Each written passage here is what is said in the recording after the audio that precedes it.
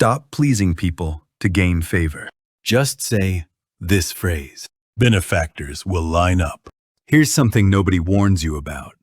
The harder you try to make people like you, the faster they lose respect for you.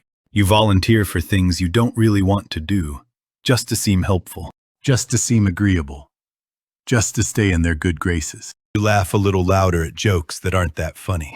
And deep down, somewhere underneath all that nodding and smiling, a quiet voice says, "Is this really me?" Maybe you've sat in a meeting and watched a colleague get praised, and instead of saying what you actually thought, you added your voice to the applause, even though you privately had doubts. Maybe you've stayed silent when a friend asked for your honest opinion about a bad decision, because you didn't want to rock the boat. Maybe you've done favors for people you didn't even like, just to keep the peace, just to be seen as a good person, just to keep the door open. If any of that sounds familiar, I want you to know something important. You're not weak, and you're not alone. The phrase you need to start using, the one that separates people who command real respect from people who constantly chase, it is this: I want to be honest with you. That's it. When someone asks for your opinion, instead of softening it into meaninglessness, you say, I want to be honest with you. And then you actually tell the truth, delivered with care, but without the flinching. When someone pushes an idea you don't believe in, instead of going along to get along, you say, I want to be honest with you. And then you offer your real perspective. That phrase does something remarkable. It tells them you are not performing. It tells them you are not angling for something. And here's the thing people miss entirely. Most people are so starved for genuine honesty in their lives that when they encounter it, they don't push back. They lean in. Because somewhere inside, every person who has been surrounded by yes men and flatterers, there is a deep hunger to find someone who will actually tell them the truth. We were taught to manage other people's feelings. We were taught that the way you get ahead is by being liked, by being agreeable, by being useful to the right people. Most of us were never taught to be our own friend, and that pressure only intensifies as you get older. Because by the time you're in your 40s and 50s, you've got mortgages and careers and reputations and relationships. And the stakes of being disliked feel enormous. But Seneca's philosophy cuts through all of that with one clean truth. When you constantly shape yourself around what others want, you are not building relationships. You are building a performance. And performances eventually exhaust the performer and eventually bore the audience. Real respect, the kind that makes people genuinely want to help you, open doors for you, advocate for you. That kind of respect is only born from encountering someone who is genuinely themselves. Because when people meet someone who has no hidden agenda, no desperate need to impress, no anxious monitoring of the room for signs of approval, they instinctively trust that person.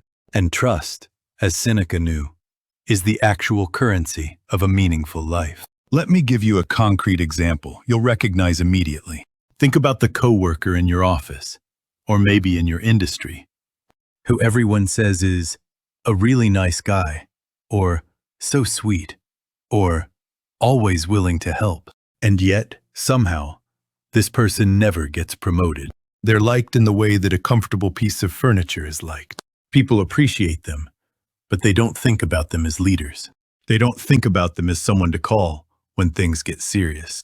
And then think about the person in that same office who is respected, who people actually go to for advice, who gets called into important rooms. That person is probably not the one who agrees with everything. That person is probably the one who will look you in the eye and say, I hear you, but I actually see it differently. And then explain why, with calm confidence. That person is not rude. They're not aggressive. They're not trying to be difficult. They are simply unafraid to be real. And that quality, that willingness to be genuinely themselves without performing, without auditioning for your approval, creates a kind of gravitational pull. People want to be around them. People want to bring opportunities to them. People want their opinion. Seneca called this kind of person someone who had retreated into themselves. And he meant it as the highest possible compliment. Seneca was not advocating for arrogance. He was advocating for virtue, which in his framework meant doing the right thing with grace, with wisdom, and with care for the people around you. So when you tell someone the truth, you do it because you respect them enough to give them something real. You do it because a flattered fool is not your friend. They are your project. And you do not want to spend your limited time on this earth managing other people's comfortable illusions. What you want, what we all want, if we are being honest with ourselves, is real connection, real opportunities, real relationships, where the person on the other side of the table actually knows who you are and wants to work with that person, the real one, not the polished, agreeable, endlessly accommodating version you've been presenting to the world. Seneca wrote, "He who is everywhere is nowhere." When you try to be everything to everyone, when you mold yourself to fit every room and every expectation, you disappear. You become a kind of social vapor, present, but not really there, agreeable, but not real, liked, but not trusted. And the quiet tragedy of that life is that you work incredibly hard. You sacrifice your honesty and your time and your peace. And in the end, you still don't get what you actually wanted. Because what you actually wanted was not for people to like the performance. You wanted them to see you, the real you, and choose you anyway. And they will.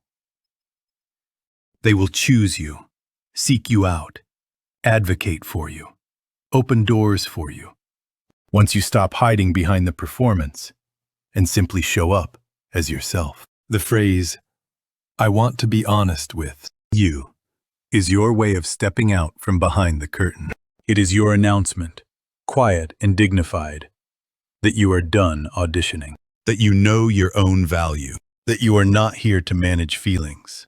You are here to contribute something real. And when you live that way, when you carry yourself with that kind of grounded, Senecan self-possession, something remarkable happens. People stop taking you for granted. They start bringing their real problems to you. They start treating your time as something worth respecting. They start lining up, not because you flattered them, but because you gave them something far rarer and far more valuable. The truth, delivered with dignity, from someone who is genuinely, unapologetically, themselves. That is Seneca's gift to you, 2,000 years later. And it is as usable today as it was in ancient Rome. Use it. Start today. You've earned the right to be real.